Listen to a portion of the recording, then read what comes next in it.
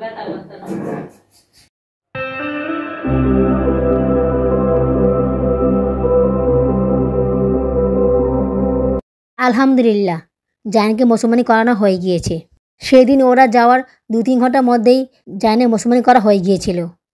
ওর আব্বু ওকে কোলে করে নিয়ে এসেছিল। ওর খুব ব্যথা হচ্ছিল। আমি ওর পাশেই বসেছিলাম। বাবুর আব্বু আমাকে সব কিছু বুঝিয়ে দিয়ে বাইরে চলে গিয়েছেন।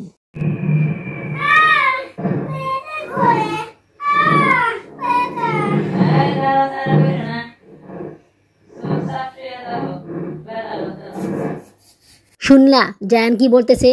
ও ব্যথায় চিলেচিলি করতেছে, আর সকিনা বলতেছে লাড়াচাড়া করো না, শুয়ে থাকো। আসসালামু আলাইকুম। আমার চ্যানেলে এবং পেজে তোমাদের সবাইকে স্বাগতম জানাচ্ছি। তোমরা সবাই কেমন আছো? আশা করি আল্লাহর রহমতে ভালোই আছো। আমিও ভালো আছি আলহামদুলিল্লাহ। দেশে এবং বিদেশ থেকে যারা আমার ভিডিওটি দেখতেছো তাদের সবাইকে জানাই আমার পক্ষ থেকে আন্তরিক অভিনন্দন ও ভালোবাসা। নতুন আরও একটি ব্লগ নিয়ে আবার তোমাদের সামনে হাজির হলাম। ঘণ্টাখানেক চেঁচিড়ি করেছিল ব্যথায়। ডাক্তার ওকে অ্যান্টিবায়োটিক ওষুধ দিয়েছিল। বাবুরাবু যাওয়ার আগে ওষুধগুলো ওকে খাইয়ে দিয়েছিল। এই কারণে ব্যথা অনেকটাই কমে গিয়েছিল। আমি তো ভয়ে পেয়ে গিয়েছিলাম কি না কি হয়।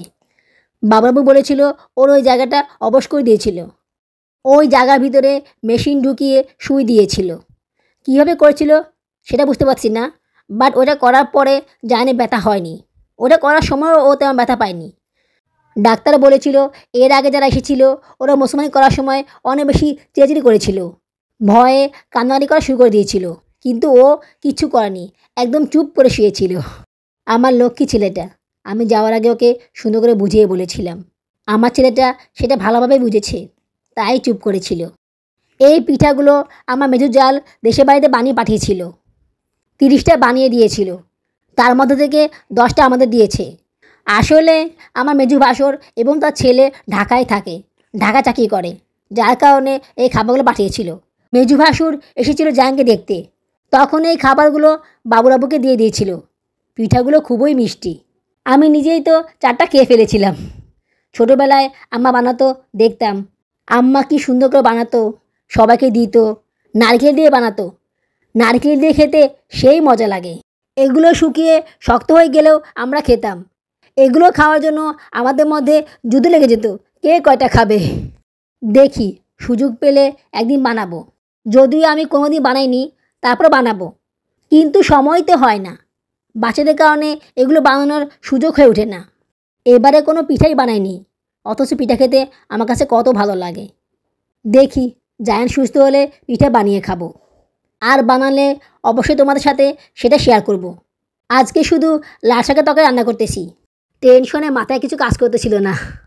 সকিনা আসার পরে তাড়াতাড়ি করে সবজি কেটে দিয়েছিল, আমি চলে রান্না বসিয়ে দিয়েছি। এদিকে বারবার শুধু জায়ান ডাকে, ওর কাছে গিয়ে বসি, তার মাঝখানে আবার জুনেনা কান্না করে, ওর কাছে যাওয়া লাগে। মানে কী যে একটা অবস্থা, মাথা পুরো হ্যাং হয়ে গিয়েছে আমার। তার মধ্যে আবার চুলা রান্না বসিয়েছি, সেখানেও বাবা যেতে হয়। ভাগ্যিস গ্যাসটা মিডিয়াম আছে, না হলে যে কী অবস্থা হতো আল্লাহই জানে।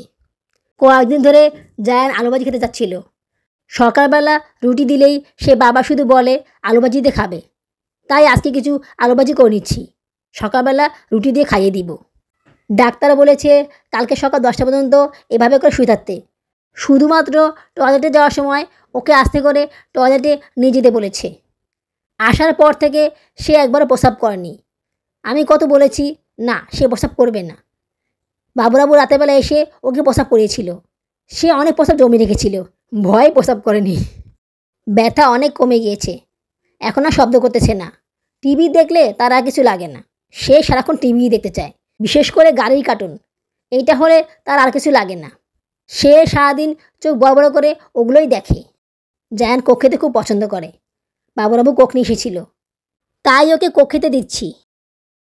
আমার প্রিয় লক্ষ্মী আপুরা এবং ভাইয়েরা, আমার ভিডিওর কোনো অংশ যদি তোমাদের কাছে এতটুকু পরিমাণ ভালো লেগে থাকে, তাহলে তোমার চ্যানেলটিকে সাবস্ক্রাইব করে আমাকে আপন করে নিও। আর যদি খুব বেশি ভালো লেগে থাকে তাহলে একটা লাইক করে দিও। লাইক করে দিলে কাজ করার উৎসাহ অনেকগুণ বেড়ে যায়। ইতিমধ্যে যারা আমার চ্যানেলটিকে আপন করে নিয়েছো তাদের সবাইকে জানাই আমার হৃদয়ের অন্তর থেকে অনেক অনেক বেশি ভালোবাসা এবং শুভকামনা। ফেসবুক এবং টিকটক পেজ থেকে যারা আমার ভিডিও দেখেছো তারা ফলো করে আমার পাশে থেকো। লাইক, কমেন্টস এবং শেয়ার করে দিও। তোমাদের একটা কমেন্টস আমাকে কাজ করার জন্য অনেক বেশি অনুপ্রাণিত করে, তাই কমেন্টস করতে ভুলে যেও না কিন্তু। মুসলমানি করাতে গেলে এত টাকা লাগে এটা আসলে আমি জানতাম না। আমি ভেবেছিলাম 2-1 হাজারেই হয়ে যাবে, কিন্তু না। বাবু বলেছিল অবশ করলে টাকা বেশি লাগে, আর অবশ না করলে টাকা কম লাগে। সব মিলিয়ে 4,000 টাকা মতো লেগেছিল, আর ওষুধ সহ আরও 500 টাকা বেশি লেগেছিল। কয়েক সেকেন্ডের জন্য অবশ করবে, তাতে এত টাকা নেয়। যদি অবশ না করতো তাহলে এর অর্ধেক নিত। আসলে এক এক জায়গায় এক এক ধরনের খরচ হয়, সব জায়গায় এক খরচ হয় না। অনেক জায়গায় অল্প হয়, আবার অনেক জায়গায় বেশি হয়, কিন্তু এটা আমার কাছে একটু বেশি মনে হয়ে গেল। 3,000 টাকা হলে মানানসই হতো, 4,000 টাকা বেশি হয়ে গেল। ওনারা তো 5,000 টাকা ডিমান্ড করেছিল। বাবুর আব্বুর বন্ধুর দোকান বলে কিছুটা কমিয়ে রেখেছিল। বাবুর আব্বু আর অফিসে যায়নি। আমি ভেবেছিলাম উনি কয়েক ঘন্টার জন্য ছুটি নিয়েছিল, কিন্তু না, উনি আসলে সারাদিনের জন্য ছুটি নিয়েছিল। ছেলেকে ভালো মন্দ খাবার খাওয়াতে হবে, তাই আমাকে ফোন করে জিজ্ঞেস করেছিল মাছ আনবে কি না। আমি তো অলরেডি রান্না করে ফেলেছিলাম। তারপরেও বলেছিলাম মাছ যদি কেটে আনতে পারো তাহলে নিয়ে আসো, আনলে ভাজি করে দিব। বড় 2টা রুই মাছ কেটে নিয়ে এসেছিল। উনি মাছগুলোকে ভালোভাবে ধুয়ে দিয়েছিল। আমি হলুদ মরিচ মাখিয়ে ভেজে নিচ্ছি। আমি আগেই বলে দিয়েছিলাম মাছ আনলে তুমি ধুয়ে দিবে, আমি ধুতে পারবো না। আসলে সন্ধ্যার পরে পানি ছানলে আমার অনেক সমস্যা হয়। হাতে পায়ে গিয়ে ব্যথা করে, গলা ব্যথা করে, তাই সন্ধ্যার পরে আমি কোনো পানি ছানি না। শৌখিনে থালা বাসন সব ধুয়ে দিয়েছিল, সবজিও ধুয়ে দিয়েছিল, তাই রান্না বসাতে কোনো সমস্যা হয়নি। জায়ানকে খাবারটা খাইয়ে ঘুম পাড়িয়ে দিব। আসার পরপরই টিভি দেখতেছে সে, একটুও ঘুমাচ্ছে না। বাবুরাবু বাবা বলে দিয়েছে ওকে ঘুমাতে, কিন্তু ও ঘুমাচ্ছে না। একটু ঘুমালে ব্যথাটা অনেক কমে যাবে, কিন্তু সে ঘুমাচ্ছে না। আর আমিও নানা কাজের চাপে ওকে ঘুম পাড়াতে পারছি না। সারা তো ওর পাশে বসেই আছে। বাবুরাবু যাওয়ার সময় বলে দিয়েছে ভাইয়ের পাশে বসে থাকো। সেই থেকে সে ওর ভাইয়ের পাশে বসে আছে, কি লাগবে না লাগবে সেটা ভাইকে জিজ্ঞেস করতেছে। ওর দেখা দেখি সাউদার পাশে বসে রয়েছে।